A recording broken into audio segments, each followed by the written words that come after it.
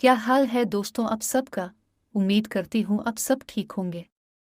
आज हम आपको एक गरीब घराने की छोटी सी भोली भाली लड़की जिसकी उम्र तकरीबन 16 साल है, इसकी हबसती बसती जिंदगी में तूफान कैसे आया और सारा घराना कैसे दर्दनाक अजाब से गुजर रहा है। अगर दोस्तों आपको हमारी ये काविशें पसंद आती हैं तो ज़्यादा से ज़्यादा कमेंट्स किया करें और वीडियो पसंद आती है तो बराए मेहरबानी लाइक ज़रूर किया करें। अगर आपने मेरा चैनल अभी तक सब्सक्राइब नहीं किया तो लाजमी सब्सक्राइब कर लें ताकि मज़ीद आने वाली तमाम वीडियोस आपको मिलती रहे। इस तरह हमारा और आपका प्यार बना रहेगा। दोस्तों वक्त ज़ाय किए बगैर वीडियो शुरू करते हैं। इस बेचारी गरीब लड़की का नाम नहीं बता सकूंगी, सिर्फ नाम जिस लफ्ज़ से शुरू होता है वो लफ्ज़ ही शेयर करूंगी। तो दोस्तों सच्चा वाकया इसी की ज़बानी सुनते हैं। मेरा नाम है। हम गुजरात के एक छोटे से गांव में रहते हैं और मेरी उम्र 16 साल, रंग गोरा और थोड़ा भरा भरा जिस्म है मेरा। मैं एक आंटी अंकल के घर काम करने जाती थी। वो दोनों बहुत अच्छे थे। मेरे अम्मी अबू ने मुझे घर के कामों के लिए उनके घर रखवाया था। अम्मी बीमार रहने लग गई थी जिसकी वजह से मुझे ये काम करना पड़ा। मेरा एक छोटा भाई भी है जो अभी 2 क्लास में पढ़ता है। मैं बहुत अरसे से उनके घर में काम करती थी और कभी कोई मसला भी नहीं बना। मैं बहुत खुशी खुशी जाती थी रोज़ाना घर की सफाई करने। जहाँ मैं काम करती थी वो 3 लोग थे, एक मालिकन, एक मालिक और एक उनका बेटा। मुझे यहाँ काम करते हुए 1 साल से ज़्यादा वक्त हो गया था। वो मुझे अच्छी तनख्वाह भी देते थे और घर का खर्चा भी कभी कभार जब ज़रूरत पड़ती थी। हमारी ज़िंदगी बहुत अच्छी गुजर रही थी। एक दिन मैं रोज़ाना की तरह आंटी के घर जा रही थी काम के लिए, तो मुझे नहीं पता था कि घर में आज आंटी नहीं होंगी। मैं घर जैसे ही पहुंची तो दरवाज़ा की घंटी बजाई। दरवाज़ा खोलने के लिए अंकल आए और उन्होंने आकर दरवाज़ा खोल दिया। मैंने इस दिन नीले रंग के कपड़े पहने हुए थे, कमीज़ और चौड़ी पाजामा। कमीज़ थोड़ी शॉर्ट थी जिसकी वजह से मेरी टांगों की मोटाई काफ़ी आसानी से नज़र आ रही थी। बहरहाल मैंने अंकल से आंटी के बारे में पूछा तो अंकल ने बताया कि वो अपनी बहन के घर 3 दिनों के लिए गई हैं। 3 दिन के बाद आएंगी। ये सुनकर मैं अपने कामों में लग गई तो मैंने अंकल से पूछा कि आप और आपके बेटे के खाने का क्या होगा, क्या करेंगे फिर आंटी के बगैर। मुझे क्या पता था कि कुछ ही देर के बाद मेरे सर पर कौन सा तूफान आने वाला है। मेरी बात सुनकर अंकल ने हल्की सी आवाज़ में कहा कि तुम हो बनाने और कहलाने के लिए। मैंने सुना तो सही लेकिन समझ नहीं सकी कि वो क्या कहना चाहते थे। मैं अनजान बनकर काम में लग गई और काम जल्दी जल्दी करने लगी ताकि घर वापस जा सकूं, क्योंकि शाम अगर ज़्यादा हो जाती तो मसला बन जाता। लेकिन आज शाम तो किया, रात और सुबह यहाँ पर ही होनी थी। मैंने काम जल्दी जल्दी ख़त्म किए और अंकल से वापस जाने की इजाज़त मांगी तो इस वक्त तक अंकल का बेटा भी आ गया था।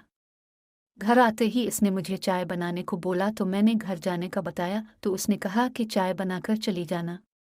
मैं जैसे ही किचन की तरफ जाने लगी तो अंकल अपने कमरे से बाहर निकले और बोलने लगे कि आज तुम रात को यहाँ ही रुकोगी। मैं तुम्हारे घर वालों से बात कर लेता हूँ क्योंकि घर पर तुम्हारी आंटी नहीं है। उन्होंने अबू को फ़ोन किया और सारा मामला बताया। अबू सुनकर पहले तो कुछ परेशान हुए लेकिन हम पर अंकल आंटी के बहुत एहसानात हैं तो अबू मान गए। यह सुनकर मेरी भी कुछ परेशानी कम हुई क्योंकि रात काफ़ी होने लगी थी और घर की वापसी के लिए डर भी लग रहा था। मैंने फिर अंकल को खाने का पूछा तो वो कहने लगे कि अभी दिल नहीं कर रहा। तुम अगर कोई काम नहीं कर रही हो तो मेरे कमरे में आना थोड़ी देर के लिए। मैंने बर्तन धोकर अंकल के कमरे में जाने के लिए तैयार हुई तो अंकल के बेटे ने आवाज़ दी कि मेरे लिए खाना ले आओ। तो मैंने उन्हें कहा कि अंकल ने मुझे अपने कमरे में बुलाया है, कोई काम है। उनकी बात सुनकर आपको खाना देती हूँ। ये सुनकर वो अपने कमरे में चला गया। मैं अंकल के कमरे में गई तो अंकल अपने बिस्तर पर लेटे हुए थे।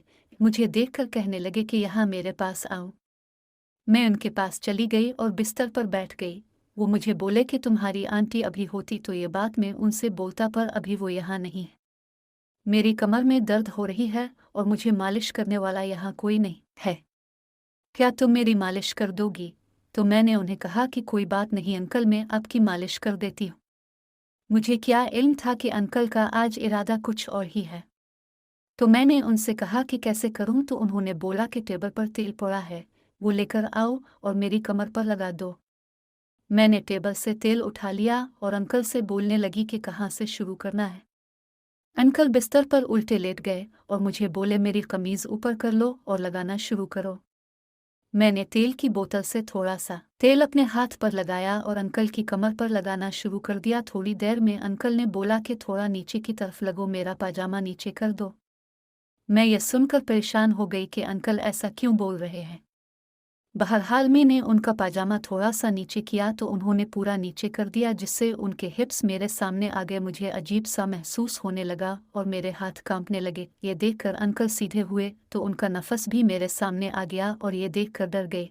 मैंने कभी भी किसी मर्द को ऐसे नहीं देखा था। अंकल ने मेरा चेहरा लाल होते देखा तो बोलने लगे कि क्या हुआ है तुम्हें, तुम डरो मत, ये तुम्हारे हाथ के छूने की वजह से ऐसा हो गया है और मुझे यहाँ भी दर्द होने लग गई है, इसकी भी अब तुम्हें मालिश करनी पड़ेगी। अंकल का नफस काफी बड़ा था, बड़े होने के साथ साथ मोटा भी बहुत था। ऐसा देखकर मेरे जिस्म में भी कुछ अजीब सा होने लगा। अंकल ने कहा कि तेल लगो इस पर और अपने हाथ से मालिश करो, पकड़कर ऊपर नीचे। मैंने जैसे ही अंकल के नफस को अपने हाथ से टच किया तो डर लगा, क्योंकि जिंदगी में पहली बार मैंने कुछ ऐसा अपने हाथ में पकड़ा था। काफी सख्त सा महसूस हो रहा था और कोई गर्म सा लोहे जैसा। अभी जारी है। चैनल को सब्सक्राइब कर लें और अगर पार्ट 2 देखना चाहते हैं तो कमेंट्स में जवाब दे, ताकि बहुत जल्द आपको पार्ट 2 दिखा सको, और वीडियो को लाइक ज़रूर कर लें। जितने ज़्यादा आप दोस्तों के कमेंट्स आएंगे, इतनी जल्दी ही पार्ट 2 देखने को मिलेगा।